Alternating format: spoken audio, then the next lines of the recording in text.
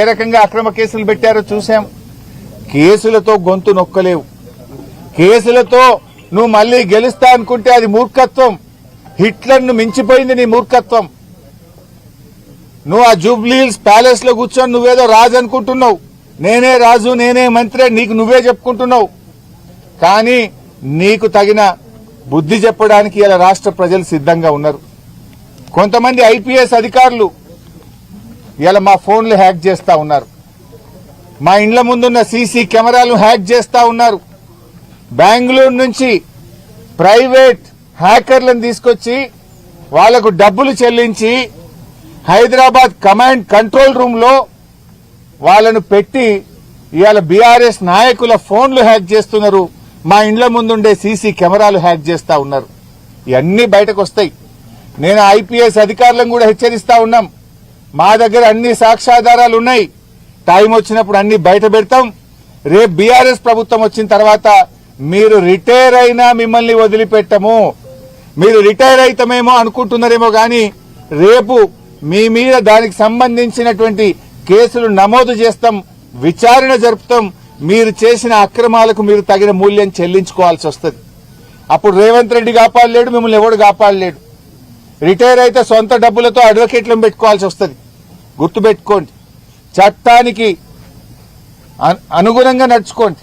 కానీ చట్టాన్ని అతిక్రమించి ప్రైవేట్ హ్యాకర్లను ఎంగేజ్ చేసి బీఆర్ఎస్ నాయకుల ఫోన్లు హ్యాక్ చేస్తే, బీఆర్ఎస్ నాయకుల ఇండ్ల ముందుండే కెమెరాలు హ్యాక్ చేస్తే మీరు రేపు చట్టం నుంచి తప్పించుకోలేరు అనే విషయాన్ని నేను వాళ్ళని హెచ్చరిస్తా ఉన్నా. ఏంది అక్రమ కేసు? ఇవాళ క్రిషాంక్ మీద ఇన్ని కేసులు పెట్టి జైల్లో పెట్టినా అని రేవంత్ రెడ్డి వికృత ఆనందం పొందుతా ఉన్నాడు. మీరు చేసే అరాచకాలు, పాపాలు అన్ని ఇన్ని కావు.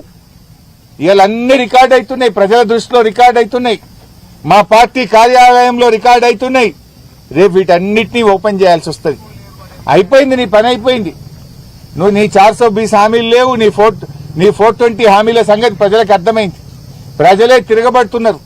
నువ్వు మాటలకు ఎక్కువ, చేతలకు తక్కువ. ఏదన్నా ఒక్కటన్నా అమలైందా? నీ మాటలు ఏదైనా ఒక్కటన్నా అమలైందా?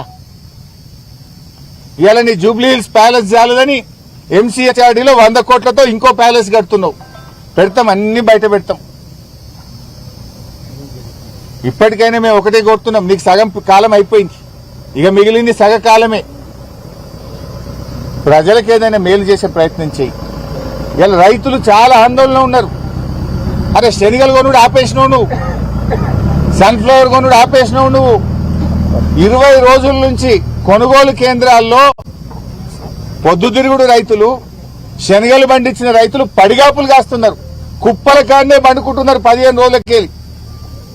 మరి నీ మంత్రులు నువ్వు నిద్రపోతున్నావా? నీ ఇంటెలిజెన్స్ ఏం చేస్తున్నది? మక్కలు కొనే దిక్కే లేదు. దానికేందో 26 క్వింటాలే కొంటాం ఎకరాకు అనే కొత్త షరతులు పెట్టినవు. 13 లక్షల ఎకరాల్లో మక్కలు పండినాయి. ఈ రోజు రాష్ట్ర ప్రభుత్వం సగం కూడా మక్కలు కొనక 1600లకు 1700లకు బయట మక్కలు అమ్ముకునే పరిస్థితి ఉంది. వడ్ల కొనుగోలు కేంద్రాలు స్టార్టే అయితలేవు. ఇలా 5 కిలోలు 6 కిలోలు తాలు పేరు మీద కటింగ్ పెడతా ఉన్నారు. అప్పుడేమో రేవంత్ రెడ్డి పెద్ద పెద్ద డైలాగులు కొట్టిండు, తాలు పెడితే తోలు తీస్తా అన్నాడు. ఇప్పుడు ఎవరు తోలు తీయమంటావు రేవంత్ రెడ్డి?